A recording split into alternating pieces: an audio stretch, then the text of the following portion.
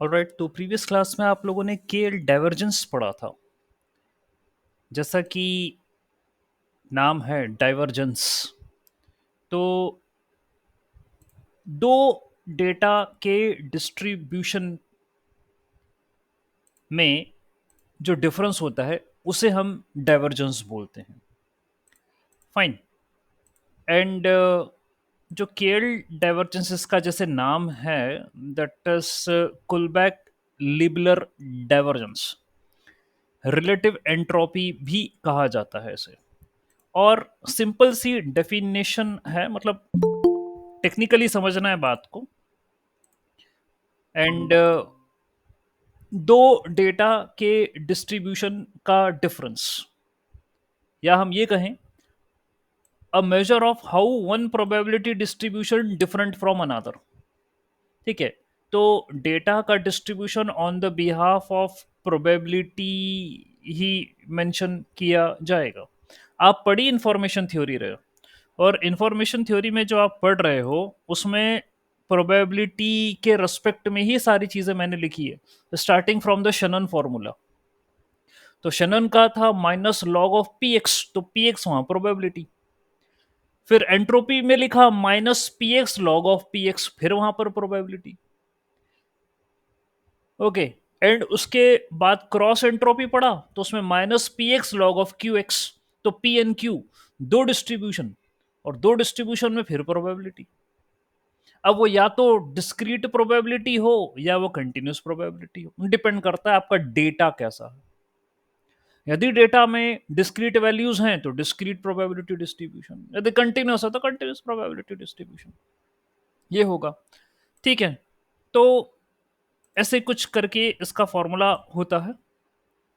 ठीक, P X log of P X upon Q x, ये होता है। एंड क्रॉस एंट्रोपी में से जब एंट्रोपी को माइनस करो तो केएल डाइवर्जेंस आता है। तो इसी इक्वेशन से मैं ये फॉर्मूला बना पाया हूं। ठीक है, ऑलराइट, ये हुआ। देन कुछ प्रॉपर्टी थी केएल डाइवर्जेंस की, greater than equal to zero होता है। ठीक है, या तो दो डिस्ट्रीब्यूशन में कोई भी अंतर ना हो तो जीरो, या तो अंतर यदि होगा तो जीरो से बड़ी वैल्यू आएगी। सेम डिस्ट्रीब्यूशंस के बीच में यदि रिलेटिव एंट्रोपी निकालोगे या केएल डाइवर्जेंस निकालोगे तो जीरो आएगा। एक बात और है, ये कम्यूटेटिव नहीं होता, सिमेट्री नहीं है इसमें। पी और क्यू के बीच का जो रिलेटिव एंट्रोपी है वो क्यू और पी के बीच की नहीं होती। ठीक है, फाइन, ये नॉन सिमेट्रिक होता है। ठीक, तो इतनी बातें हैं। फिर मैंने आपको अलग से नोट्स भी बताया था, और ये कहा था कि कहाँ यूज कर सकते हो। आपके पास रेफरेंस डेटा होगा, बेसलाइन डेटा होगा। ओके, और उसी के करस्पॉन्डिंग आपको जो भी प्रिडिक्शंस आ रहे होंगे उससे मैच करके दिखेंगे आप। ठीक है, बेसलाइन या रेफरेंस से। एंड देन जो भी डाइवर्जेंस आएगा आप रिलेटिव एंट्रोपी के माध्यम से कैलकुलेट करेंगे। तो वहाँ पढ़ चुके हैं, देखा है हमने। ठीक है, बाकी थोड़ी बहुत चीज़ें आपको मैं नोट्स दूंगा, आप पढ़ लीजिएगा।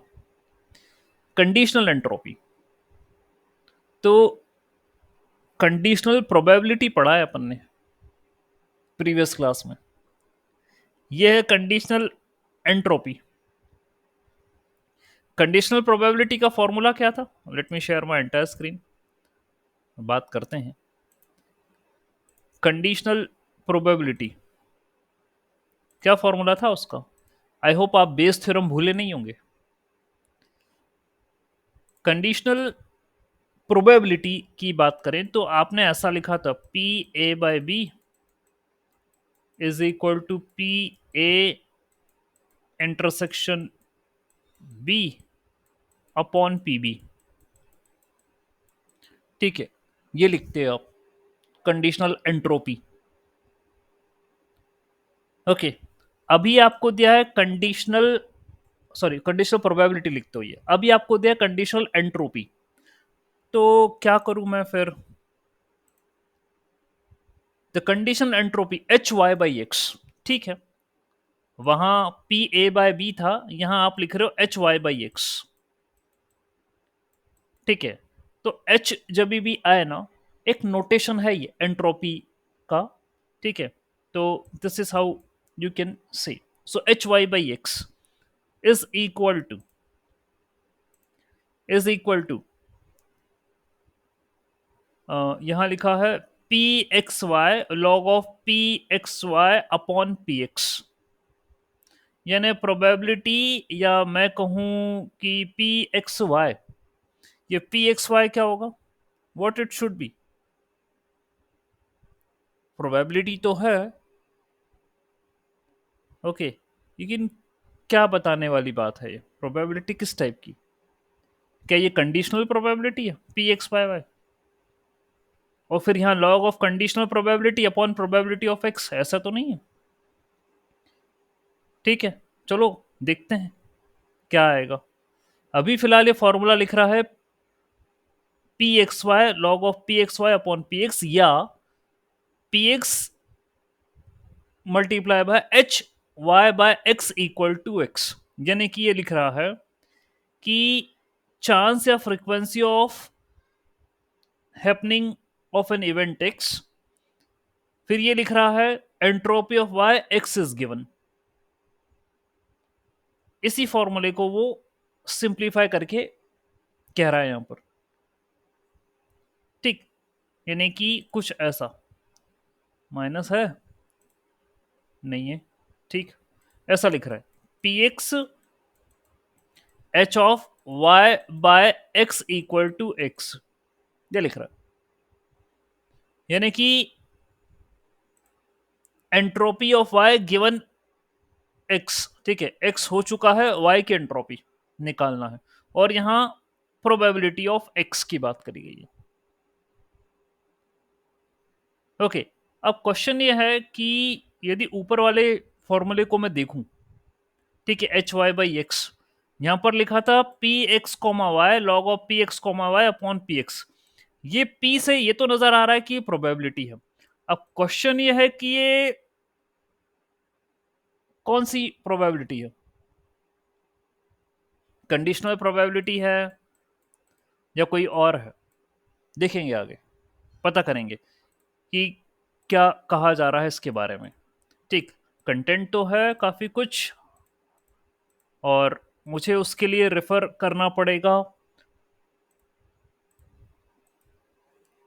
दूसरी और डेफिनेशंस, जिससे बातें क्लियर हों, ठीक है। आगे आएंगे, वापस से रिकॉल होंगी सारी चीजें, अभी अपन ने इसको क्वेश्चन मार्क करके रख लिया कि यहां पर लिखा है ये वाली टर्म्स, इससे थोड़ा बहुत कुछ कह पा रहे हैं, लेकिन जब तक न्यूमेरिकल नहीं देखेंगे तब तक ये भी नहीं पता चलेगा कैसे सॉल्व किया गया है, okay fine.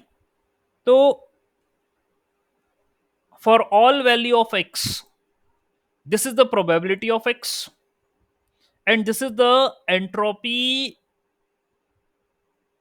of y given that x has occurred, x हो चुका है, तो y की एंट्रोपी बताइए क्या होगी, यह होता है आपका कंडीशनल एंट्रोपी, ठीक है। अभी इतनी डेफिनेशन आई, यही फॉर्मूला आया है, लेट्स सी आगे बढ़ते हैं। इंफॉर्मेशन गेन, इंफॉर्मेशन गेन या mutual information is a information obtained on a random variable x when y is observed, यानी कि दो रैंडम वेरिएबल हैं आपके पास, ऊपर भी यही था, यहां एक x था और एक y था, दो रैंडम वेरिएबल थे, ठीक है। तो मान के चलिए दो इवेंट की बात कर रहे हो आप, तभी तो म्यूचुअल इंफॉर्मेशन का केस जो है वो हमारे सामने आया है, ठीक है। या हम ये कहें कि एक इवेंट हो चुका है, दूसरे इवेंट के लिए क्या इंफॉर्मेशन जो है मुझे वहां से मिल रही है, y is observed, the information obtained on the random variable x when y is observed, y has been observed और x के लिए आपको क्या इंफॉर्मेशन मिल रही है, ठीक है। That's what we are saying as an information gain और म्यूचुअल इंफॉर्मेशन, फॉर्मूला कुछ ये है, देखते हैं ये P x Y log of P X into P Y. अच्छा, तो कहाँ से आया ये फॉर्मूला? चलो देखते हैं। एच एक्स कॉमा वाई यानी entropy of two random variable X and Y is given as minus log of P X comma Y. अच्छा, तो एक वेरिएबल का तो हम जानते थे एंट्रोपी कैसे निकलती है, वो हमें पता है कि यदि आपके पास एक वेरिएबल है एक्स, उसकी एंट्रोपी होती है minus P X log of P X, ये होती है। अब आपने दो वेरिएबल चुपकाए यहां पे और फिर बोल रहे हो बताओ, तो ये एच ऑफ एक्स की तो एंट्रोपी लिख देते हो, फिर आप बोल रहे हो कि बताइए, ठीक है, ऑल राइट, तो H of X comma Y is equal to, मतलब दो वेरिएबल लिखे, तो दो वेरिएबल के हिसाब से उन दोनों की प्रोबेबिलिटी ही लिखनी पड़ेगी मुझे, X comma Y log of P X comma Y, ये लिखना पड़ेगा मुझे। ठीक है, बात समझ में आई? अब एक वेरिएबल था तो P X log of P X लिखा, अब दो वेरिएबल हैं तो P x Y log of P x Y लिख दिया, ऐसा कर दिया मैंने। और क्या कहें फिर बताइए, यही चीज लिखी गई है ये कि entropy of X Y is equal to this thing. फिर कंडीशनल एंट्रोपी ये लिखा गया, तो कंडीशनल एंट्रोपी इस तरीके से सॉल्व होके आई, p x Y log of P x by Y. ठीक है, जो ऊपर अभी आपने लिखा था ना ये दिस थिंग, ये कंडीशनल एंट्रोपी आई। फिर इंफॉर्मेशन गेन जो है उसी से इन्होंने बना लिया फॉर्मूला, ये कि एंट्रोपी में से कंडीशनल एंट्रोपी को माइनस करो तो इंफॉर्मेशन गेन है, ये बना लिया उन्होंने फॉर्मूला। और ये आपको इस तरीके से नजर आएगा, जब उसको पुटअप करोगे तो आपको दिखेगा कि ऐसा कुछ हम अचीव कर रहे हैं। ऑल राइट, तो चलो और आगे बढ़ते हैं, पता करते हैं। अभी सिर्फ आप देखिए कि हाँ ऐसे कुछ फॉर्मूले होते हैं, मुझे पता है कि कॉम्प्लिकेशंस तो है समझने में आने में अभी, ठीक है, बट वापस से एक फ्लो मैं तैयार कर दूंगा तो आपको क्लियर हो जाएगा। म्यूचुअल इंफॉर्मेशन का मतलब यह है कि मुझे एक्स के बारे में पता है, okay, how much information do we gain by knowing X if knowing Y, ऐसा ऐसा समझे, मैं वाई के बारे में जानता हूं तो एक्स के बारे में मैं कितनी जानकारी वाई के माध्यम से जान रहा होऊंगा, that is called as the mutual information. Okay, the conditional entropy Hx by y is zero because there is no more information we needed on x. The mutual information becomes Hx and Hy. ये कब आ गया? If knowing y gives all the information of x, यानी कि आप y के बारे में जानते हो और y के बारे में जानने से ही x के बारे में सब कुछ पता चल रहा है, तो कोई भी कंडीशनल एंट्रोपी नहीं होगी, वो वैल्यू जीरो हो जाएगी, तो म्यूचुअल इंफॉर्मेशन वाली कोई बात ही नहीं है। अब एक्स के बारे में और कुछ जानने की जरूरत नहीं है, वो जो वाई की इंफॉर्मेशन है वही एक्स की इंफॉर्मेशन है, that's it. On the other extreme, if knowing Y gives no information about X, तो conditional entropy and the mutual information is zero. ठीक है, the conditional entropy H X and the mutual information is zero. अब ये क्या बात कह रहा है, कहाँ इसको यूज किया जाए, थोड़ा सा मैं बता रहा हूँ। If you know the label y of an object we gain a lot of information about a raw image x, we should not mistake its picture with the other objects.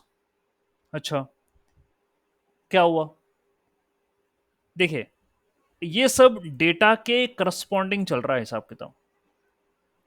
आपको ये बताया गया पहले कंडीशनल एंट्रोपी के बारे में, ठीक है, तो कंडीशनल एंट्रोपी में एक्स और वाई दो रैंडम वेरिएबल थे, एंड आप y की एंट्रोपी निकाल रहे थे, x नोन था, entropy of y x is known. ठीक है, ये आप निकालने की कोशिश कर रहे थे, ये फॉर्मूला आया। फिर इंफॉर्मेशन गेन आया, यानी कि आपको y के बारे में पता है, तो आप x के बारे में कितना जानते हो, ये होता है इंफॉर्मेशन गेन। दो ही रैंडम वेरिएबल है यहां पर, अपन मान के चल रहे हैं। ठीक है, एग्जाम्पल उसने दिया कि ऐसा समझिए, if you know the label y of an object, we gain a lot of information about the raw image x। यानी कि आपके पास डेटा ऐसा है, ओके, ये y है label, label late us suppose 0 या 1 है, और ये फीचर्स हैं जो कि यहां पर मेंशन करें। तो वो कह रहा है लेबल से ही मुझे ये फीचर्स के बारे में पता चल जाएगा कि क्या होंगे, it means I am having an idea, क्योंकि ये सारे फीचर्स इसी लेबल को बिलोंग करते हैं। और 1 जो लेबल है वो दूसरी फीचर वैल्यूज होंगी, इससे पता चल जाएगा कि ये क्या है। Okay, so with the labels we are going to get an information about what the features could be। यहां पर इसी बात को फोकस किया जा रहा है कि आपके पास रैंडम वेरिएबल हैं और एक की जानकारी आपको है, तो दूसरे के बारे में क्या आपको पता लग सकता है। वो कारण क्या होगा इन सारी चीजों के पीछे, कि भाई बात मुझे इंफॉर्मेशन निकालने की, पता करने की, ये पूरी प्रोसेस चल रही है। ठीक है, तो मेरे पास डेटा का डिस्ट्रीब्यूशन है, और मैं प्रोबेबिलिटी लगा के उसकी रैंडमनेस जो है या अनसर्टेनिटी है उसका पता करता हूं। अनसर्टेनिटी, प्रोबेबिलिटी यही काम करती है। अब आपने बोला कि चलो ठीक है, प्रोबेबिलिटी से अनसर्टेनिटी वाली बातें हो रही हैं, आप minus log of P x कर दोगे तो इंफॉर्मेशन मिलेगी, आपको कितने बिट्स की रिक्वायर्ड है ये आपको पता चलेगा। फिर आप minus P X log x कर दो, लॉग ऑफ पी एक्स कर दोगे तो एंट्रोपी, डिग्री ऑफ रेंडमनेस की बात करने लग जाओगे आप, या डिग्री ऑफ अनसर्टेनिटी की बात करने लग जाओगे। फिर आप minus P X log of Q x कर दोगे तो यहां आप क्रॉस एंट्रोपी की बात करने लग जाओगे आप, मतलब एक की अनसर्टेनिटी और दूसरे की अनसर्टेनिटी, ये वाली बात कर, क्योंकि दो डिस्ट्रीब्यूशन हो गया आपके पास, एक पी हो गया और एक क्यू हो गया। फिर आप minus P X log of P X upon Q x करने की बात करोगे तो रिलेटिव एंट्रोपी वाली बात आ जाएगी। अभी कंडीशनल एंट्रोपी आप कंडीशनल प्रोबेबिलिटी पढ़ चुके हैं आप, ये रिलेटिव है, केएल डाइवर्जेंस अभी पढ़ा था कुछ देर पहले। और कंडीशनल प्रोबेबिलिटी आप पढ़ चुके हो, वो होती है पी ए बाय बी होता है P B by A into P A by P B, ये बेस थ्योरम होती है, ये भी पढ़ चुके हैं आप कि कहाँ कैसे क्या यूज होता है। अब लेकिन वो प्रोबेबिलिटी तो चलो पढ़ लिया था, वो एंट्रोपी पर आ गया। ओके, और एंट्रोपी पर आ गया, और आपकी कॉम्प्लेक्सिटी कहाँ से शुरू हुई कि केएल डाइवर्जेंस तक तो ठीक है, वहां तो हमें पता चल गया कि आप जो है ऐसा कुछ लिख रहे थे, formula P x Q x की टर्म्स में लिख रहे थे यहाँ, तो that is okay for us. ठीक है, ये समझ में आ गया हमें। ओके, कि पी एक दूसरा एक डिस्ट्रीब्यूशन है, क्यू एक डिस्ट्रीब्यूशन है, लेकिन दोनों ही डिस्ट्रीब्यूशन डिफाइंड एक्स पर ही करे गए हैं। Both the distribution are defined over X, X ही है ना यहाँ पे। ठीक है, for all X equal to 1 to n। Okay, तो दोनों ही डिस्ट्रीब्यूशन ये एक्स पर ही डिफाइन करे गए हैं, कोई दूसरा और वेरिएबल नहीं है, एक्स ही है। हाँ, पी और क्यू दो अलग अलग डिस्ट्रीब्यूशन है, लेकिन डिफाइंड एक्स पर ही करे गए हैं, यानी इन सेट ऑफ वैल्यूज पे करे गए हैं, वो एक्स सेट ऑफ वैल्यूज हैं जिस पर ये दोनों डिफाइन करे गए हैं। तो मुझे डाइवर्जेंस अब निकालना है, निकालना था, तो यहाँ मेरे को दूसरे और वेरिएबल की आवश्यकता थी नहीं। ठीक है, मेरे पास जो वैल्यूज आ सकती थी, तो एक तो मेरे पास रेफरेंस वैल्यूज थी, और जो आ सकती थी उनको कंसिडर करा और देखा कि डिस्ट्रीब्यूशन कैसा बन रहा है, सेम बन रहा है, अलग बन रहा है। यहाँ तक तो बात चलो ठीक है। फिर आपको थोड़ी समस्या यहाँ आई कि सर कंडीशनल एंट्रोपी में, ठीक है, इसमें आई। तो कंडीशनल प्रोबेबिलिटी का आपने फॉर्मूला जैसा भी मैंने बताया कि P A by B is equal to P A intersection B upon P B, ये होता है कंडीशनल एंट्रोपी का, प्रोबेबिलिटी का। तो कंडीशनल एंट्रोपी आप लिखोगे H A by B is equal to H A intersection B upon H B. मतलब मैं प्रोबेबिलिटी की तरह बना लूं, ऐसा तो कुछ होना चाहिए। लेकिन वो कह रहा है कि एच बी यानी एंट्रोपी ऑफ बी, तो एंट्रोपी ऑफ बी होगा minus P B log of P B, यानी जो भी बी का डिस्ट्रीब्यूशन होगा। और H A intersection B, sir इसका क्या करोगे आप, ये कैसे करोगे? क्योंकि मुझे इनको लिखना तो प्रोबेबिलिटी के टर्म्स में पड़ेगा, एंट्रोपी प्रोबेबिलिटी के टर्म्स में निकाली जाएगी, और तो कुछ है नहीं। ओके, उसी के टर्म्स में निकाली जाएगी। तो चलो एक काम करते हैं, हम ये कहते हैं कि ए जो है वो एक्स पर डिफाइंड है, और बी जो है वो वाई पर डिफाइंड है। ऐसा करते हैं, तो मैंने ये लिखा H A intersection B upon H B, ऐसा लिखा। एच बी तो एंट्रोपी ऑफ बी है, जो कि होगा P Y log of P Y. ठीक है, माइनस लगा दो, तो मैं यहां पर लिख दूंगा ये चीज। ठीक है, P Y log of P Y, और ए इंटरसेक्शन बी, ये क्या होगा? कुछ ना कुछ तो करना पड़ेगा मुझे। ठीक है, इसी को यदि बेस थ्योरम में बदल दूं मैं, तो ठीक है, वो भी एक संभावना है कि एच ए बाय बी को आप लिख सकते हो H B by A into H A upon H B, Bayes theorem के परस्पेक्टिव में लिख सकते हो।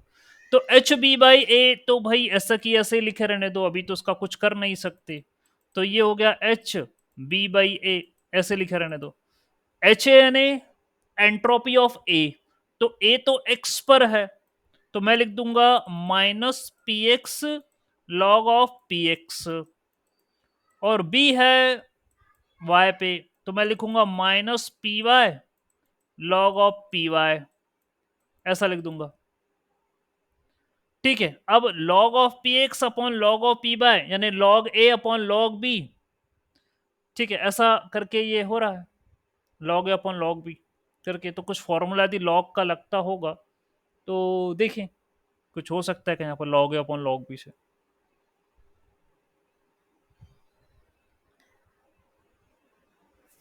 नहीं तो भाई इससे ज्यादा फिर आगे सॉल्व नहीं हो पाएगा। उन्होंने अपनी तरफ से कुछ सॉल्व करके यहाँ आपको दे दिया कि पी एक्स वाई, और ये करके कुछ दे दिया P X comma Y upon P X, ऐसा करके लिख के दे दिया आपको, या ये लिख दिया कि ये कंडीशनल एंट्रोपी का फॉर्मूला है। मैं तो अपनी तरफ से इसको ये बना रहा था कि यार बेस थ्योरम की तरह यदि बन जाए तो कुछ हो सकता है क्या। ठीक है, तो ऐसा कुछ आया मेरे बेस थ्योरम के पर्सपेक्टिव में। बाकी ये तो खुद कुछ सिंप्लीफाई करके रखा है इन्होंने, डायरेक्टली लिख दिया कंडीशनल एंट्रोपी का फॉर्मूला। और इसका मीनिंग ये है कि x गिवन है, y की एंट्रोपी बताओ, ये होता है कंडीशनल एंट्रोपी। जैसे वहां था ना कंडीशनल प्रोबेबिलिटी में कि x पता है, y की होने की प्रोबेबिलिटी बताओ, वैसे यहां पर एंट्रोपी है। फिर इंफॉर्मेशन गेन आई, तो इसका मतलब ये होता है कि y पता है, यानी y की जानकारी है, तो इससे x की कितनी जानकारी मेरे को मिल रही है, ये होता है इंफॉर्मेशन गेन।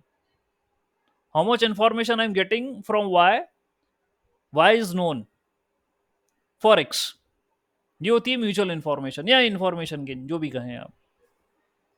तो बात वही हो रही है, एक्स और वाई रैंडम वेरिएबल हैं और बस ये आगे ये चल रहा है और ये फॉर्मूला करके कुछ आए। इन्होंने कह दिया कि एक्स की इंट्रोपी में से कंडीशनल एंट्रोपी को माइनस करोगे तो इन्फॉर्मेशन गेन आएगी, और ये कुछ फॉर्मूला बना के दे दिया आपको ऐसा। ठीक है, आगे देखते हैं, ये डायग्राम है उसका। ये conditional entropy H X by Y, ये conditional entropy Y by X, और ये बीच में इंफॉर्मेशन गेन। ओके, क्योंकि फॉर्मूला था H X minus H Y by X, तो इतना बचेगा, ये पूरा एच एक्स है, इसमें से एच वाई बाई एक्स यानी ये वाला निपटा दोगे तो इतना बचेगा। सो ये भी ये इंफॉर्मेशन गेन है। या फिर मैं ऐसा लिखूं, H Y minus H Y by X, तो ये पूरा एच वाई है, ये वाला एच वाई है, एंट्रोपी ऑफ वाई, इसमें से ये वाला पोर्शन माइनस करूंगा तो भी यही बचेगा। ओके, तो ये दोनों सेम होते हैं।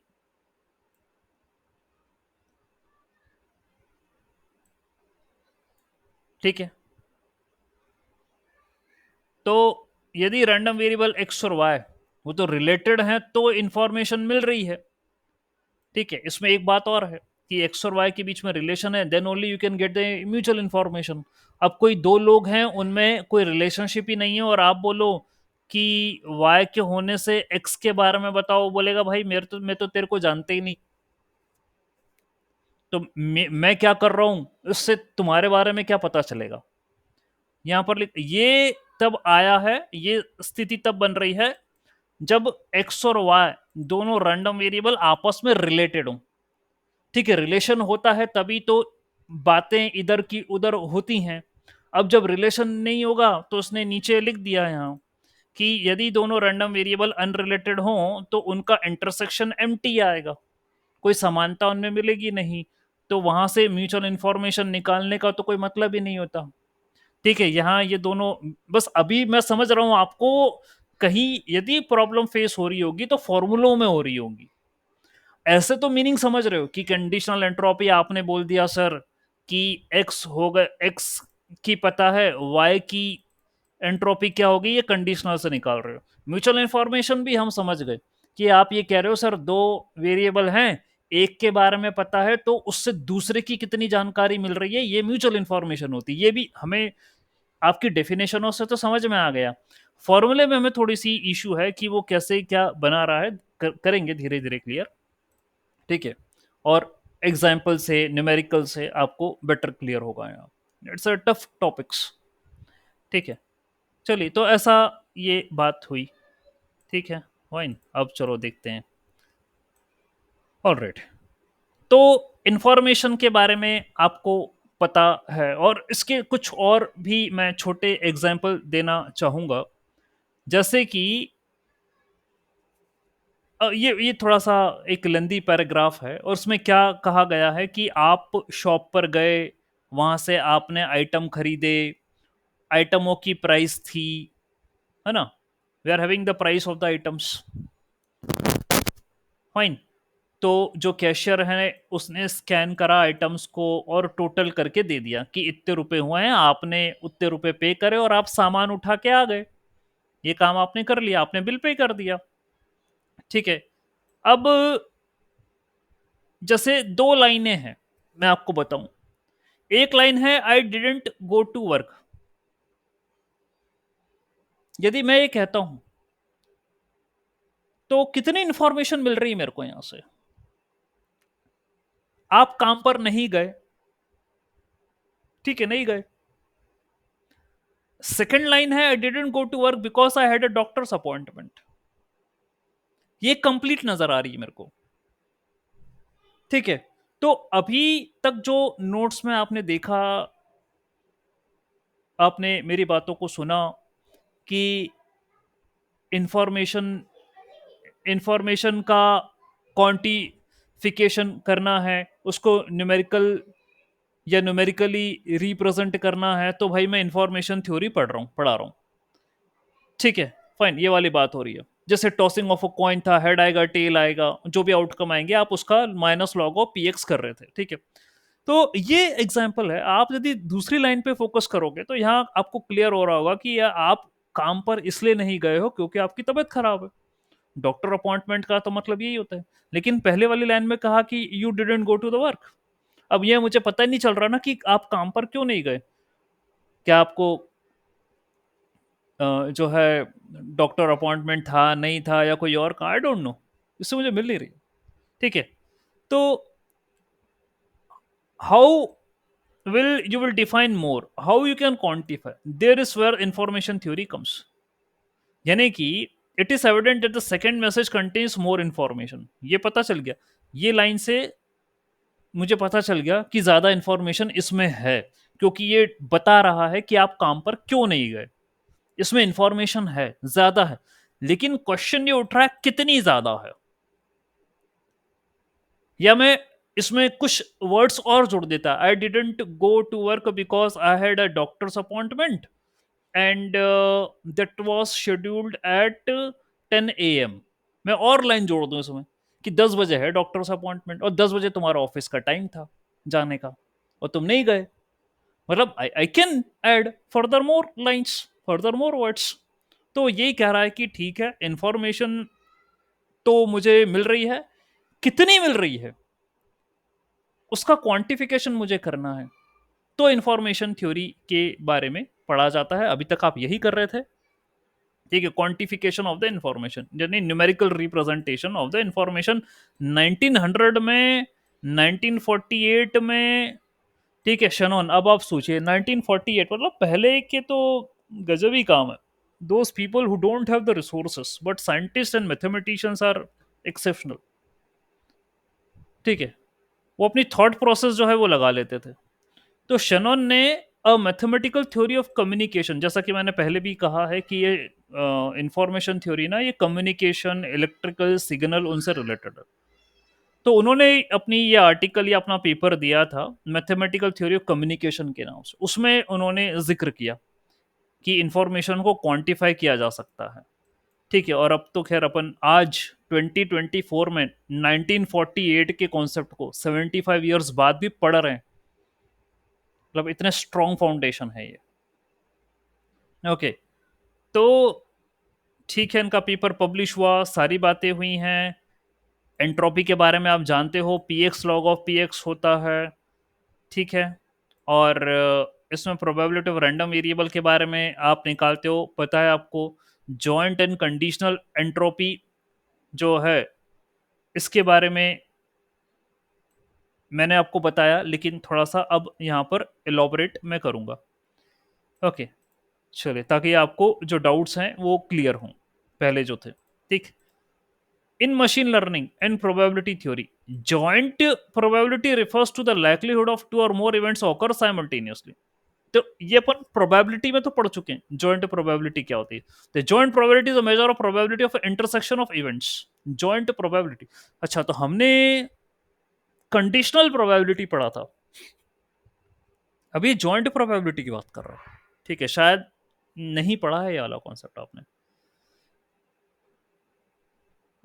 लिख तो चुके हो,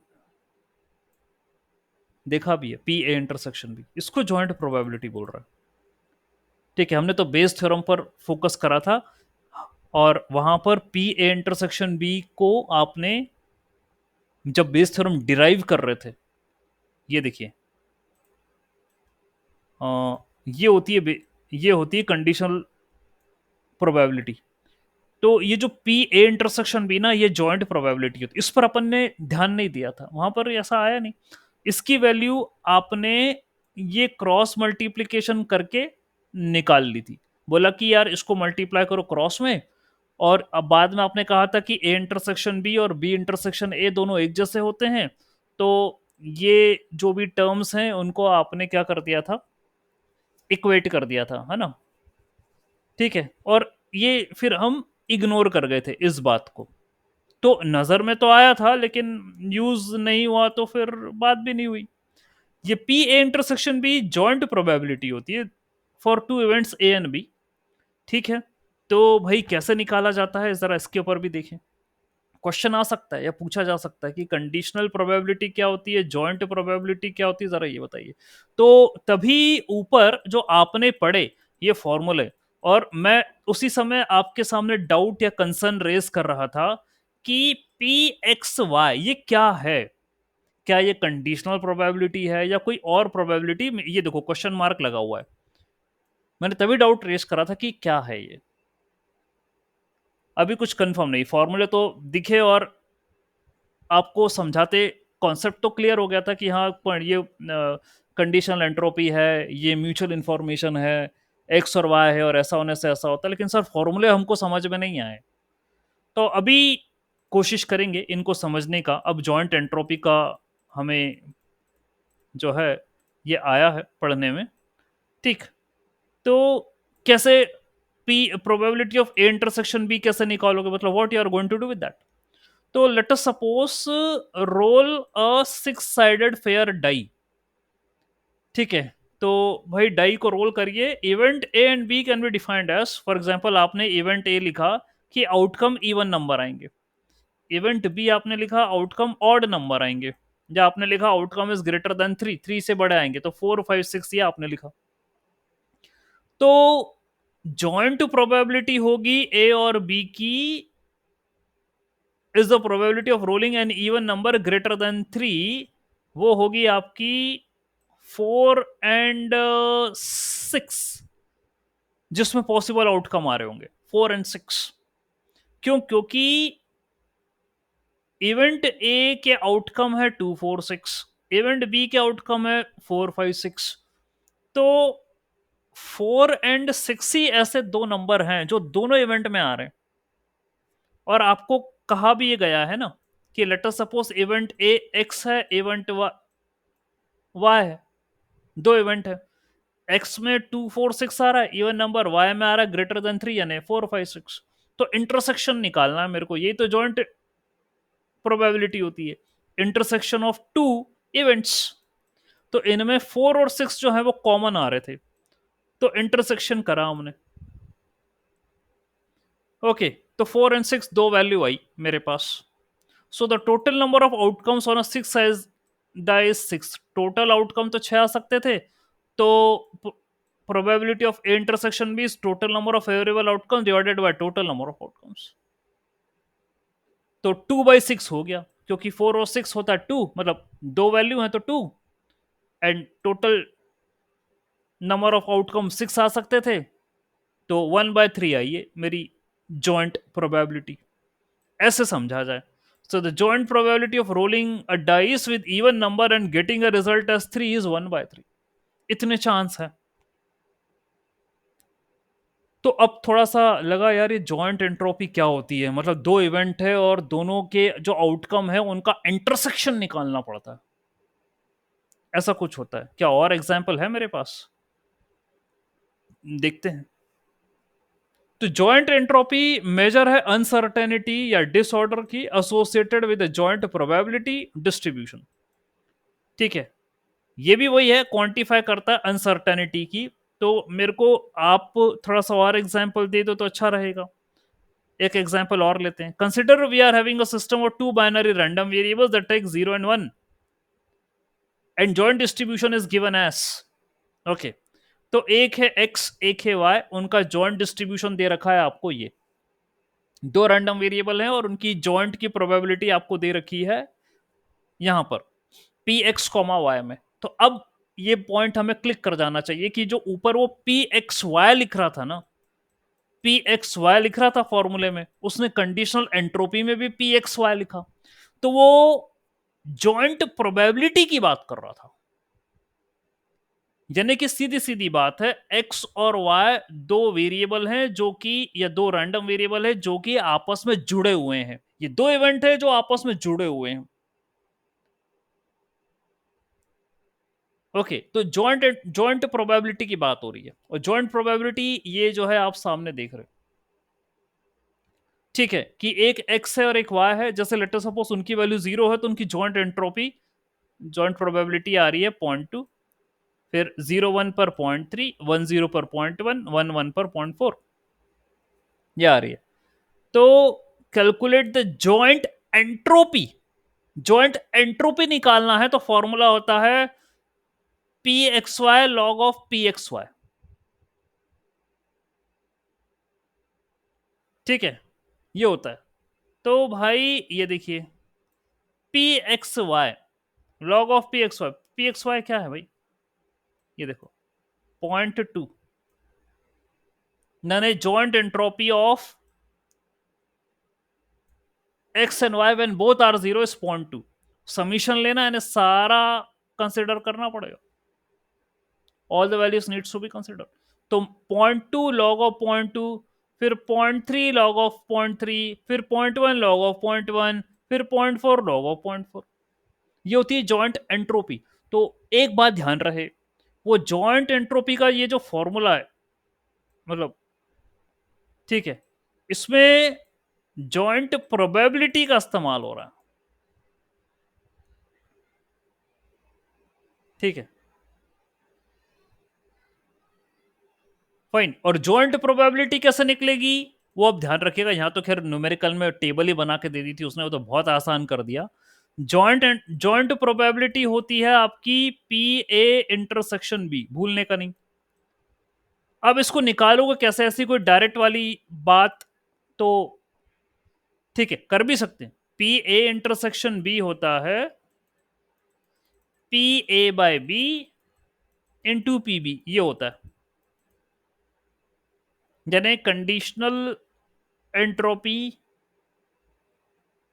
ऑफ ए बाय बी, यानी बी ऑकर हो चुका है, ए होने की क्या चांसेस यदि गिवन है तो बहुत अच्छी बात है, और एंड प्रोबेबिलिटी बी, ये होता है। लेकिन यदि ये नहीं है, ये सब नहीं है, तो अभी आपने देख लिया कि पी ए इंटरसेक्शन बी कैसे निकलता है। आपको वहां देखना पड़ेगा कि अच्छा इवेंट ए है, उसमें क्या आउटकम आ रहे हैं, इवेंट बी है, इसमें क्या आउटकम आ रहे हैं, दोनों का इंटरसेक्शन निकालो। ठीक है, इवेंट ए और इवेंट बी जो आउटकम आ रहे हैं उनका इंटरसेक्शन निकालो, और फिर इंटरसेक्शन निकालने के बाद फिर आप प्रोबेबिलिटी निकालो। जैसे कि वो हुआ था कि डाइस को रोल कर रहे थे, तो एक तो इवन नंबर का सेट था, दूसरा 3 से बड़े वाले नंबरों का सेट था। उसमें इन दोनों सेटों में सिर्फ 4 और 6 दो ही नंबर थे जो कॉमन थे, तो आपने बोला 2 numbers I am getting, total 6 outcomes आ सकते हैं यदि मैं डाइस को रोल करता हूं तो जॉइंट प्रोबेबिलिटी आ रही है 1/3। ऐसे प्रॉब्लम को क्रैक करना है। तो वहां पर आपने जो फॉर्मूले देखे एंट्रोपी वाले, उसमें पी एक्स कॉमा वाई लिखा था, तो वो जॉइंट प्रोबेबिलिटी थी, वो कंडीशनल प्रोबेबिलिटी नहीं थी। तभी मैंने क्वेश्चन मार्क करके छोड़ दिया, और मैंने कहा आपसे कि देखो आगे आएगा तो मैं बताऊंगा। तो अभी ऐसा हमारे सामने कॉन्सेप्ट आया तो बता दिया। बाकी ये तो न्यूमेरिकल, मतलब सीधा ही दे रखा है जॉइंट प्रोबेबिलिटी की वैल्यू, तो तुम जब उसमें पुटअप कर दोगे तो डायरेक्ट ही आ जाएगा, तो उसमें कुछ है नहीं। ऑल राइट, ठीक। तो ये आपकी जॉइंट एंट्रोपी का फॉर्मूला है, P X log of P X. अब I hope you will be knowing what is P X comma Y. ठीक है, ये जॉइंट एंट्रोपी हो गई। ये है कंडीशनल एंट्रोपी, ये भी आया था आपके पास ऊपर कि P X H of Y X equal to X, ये आया था कंडीशनल एंट्रोपी का फॉर्मूला, ऊपर ऊपर बताया था अपन ने। तो conditional entropy, measure the amount of uncertainty in one random variable given the knowledge of another random variable। तो कंडीशनल है ना, एक के बारे में पता है, दूसरे की निकालना है। ठीक है, तो ये कंडीशनल एंट्रोपी है। अब यहां पर फिर से यदि आपको ऐसी ही टेबल दे दी, अच्छा रुको, conditional entropy is defined as P X comma Y log of P x by Y. Joint में क्या था, P X comma Y log of P X comma Y, ये था जॉइंट एंट्रोपी में। यहां है कंडीशनल एंट्रोपी, तो आप लिखोगे पी एक्स कॉमा वाई, ठीक है, जॉइंट एंट्रोपी लिखो, जॉइंट प्रोबेबिलिटी लिखोगे, फिर यहां लिखोगे log of P x by Y.